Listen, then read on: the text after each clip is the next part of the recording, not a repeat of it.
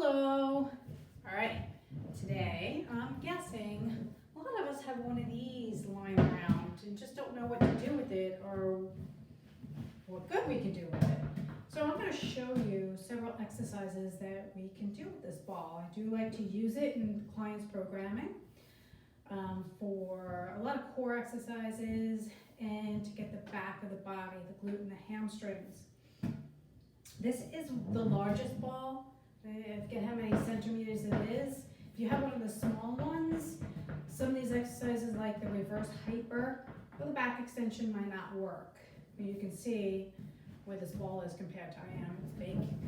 It's a big one. These are pretty cheap. If Five Below is still open, if you can get in, they're only like $5. You can still try Amazon. I'm not sure what's left and where you can get it. All right, so the first exercise is going to be, you're going to be able to feel this in the glutes. It's called a reverse hyper. You're going to lay on this guy. Hands, think about it like you're doing a plank on the ball. Let's see if I can back up a little bit. You can see my hands. Let me move it. Put this down.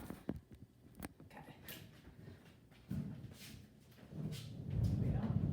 You're going to dip down as if you're doing a push-up.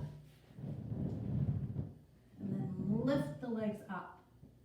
So you're going to activate this move by dipping and lifting the legs, squeezing the glutes. And you can do this for 3 sets of 10, or you can have a timer for 30 seconds if you don't feel like counting.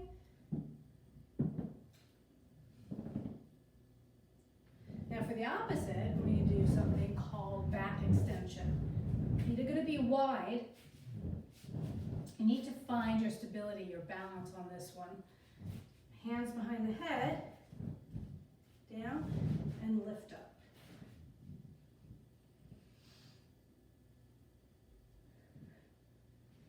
This one you're going to feel in the erector spinae, so this is going to help strengthen your back. It's a small movement, you don't need much. You'll know these kind of, if you do a Superman on the ground. It's easier if you can have your feet up against a wall. You can have some leverage. That way you can get on that ball a little bit more. And then you can come down and then lift up.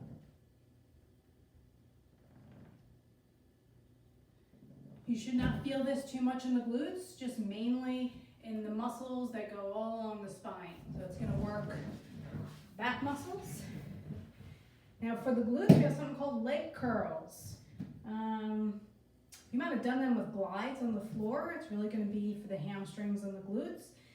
It's going to add a little bit of stability, a little bit of core using the ball. You're going to have to find your balance.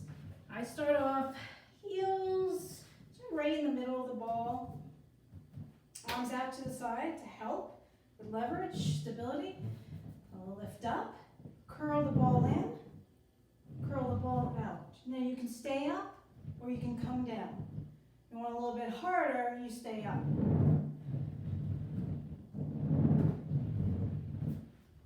Warning, your hamstrings can cramp on this if you're new to it. So I wouldn't do too many. You just simply start off with one, rest, try it again. It's going to take time for the hamstrings to get used to that. The next one is going to be straight leg glute bridge. You can do a straight leg or you can do it bent. Similar to a glute bridge if you have your feet elevated on a bench or just on the ground. Straight leg, as I imply, as the name implies, the legs are straight. Get tight with the abdomen, you're going to lift up and down. Or your knees are bent, you can lift up.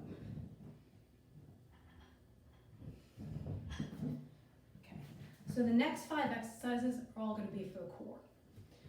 We have something called bird dog. You might know bird dog just on the hands and knees. You can try it a little bit more challenging on the ball. If your feet are wider, you can have more stability on this one. Now this ball is really big for me for this one, but it still works. So opposite arm, opposite leg. Inhale, exhale. Again, 30 seconds or sets of 10. 3 sets of 10. Next one is dead bug. Kind of the opposite of bird dog. Now you're on your back. It's a little bit challenging for the brain. You have to think opposite leg, opposite arm. I bring the legs up. I hold the ball, my legs. I'm going to pick, say my left leg goes down, right arm goes out. And then you switch. Key here is to keep the back onto the ground. Put your hand underneath your back, press and squish your own hand. Now hold that as you perform the exercise. Your head does not have to be up. It adds a little bit of extra contraction to the upper portion. But if you're not used to it, your neck could strain. And some people just can't hold their own head up for that long. So you can try it with the head down. You stay down, abs tight, back into the ground. Take a deep breath. Inhale. Exhale. Okay. Next one is stability ball passes. You don't even need a ball for this, but it's nice. It has a little extra weight. Bring it into your feet. Arms go overhead. Leg goes down. Lift. And then pass.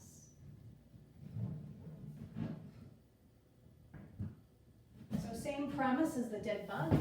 Head can be up. Head can be on the ground. It's up to you. Next one is a roll-up. You can do roll-ups without a ball. But if you can't do one without the ball is going to help as a counterbalance. So a regular roll-up, or also called the corpse's pose, cross the arms and just roll up. If you can't do that, arms can be out and roll up. If you can't do that, the ball actually holding out any type of weight is going to help pull you up, even if it's a 5-pound weight. So think, chuck the chin and roll up one vertebrae at a time. Scoop, roll down, and roll up. Okay. Next one's a windmill. If you have any lower back problems or any spinal issues, problems with the QL muscle, anything along the hip, this might not be the best one for you. I can do them well on one side and not the other. So you want to arms out for counterbalance, bring it out to the side. You do not have to go down to the floor. And you can rest your head if you want.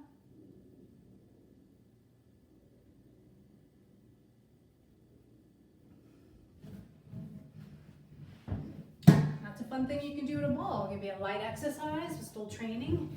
If you're just having a low mood day and all this coronavirus stuff is just getting to you. Shoot me a message if you need any help with anything. I'd be glad to help you out. Take care. Till next time.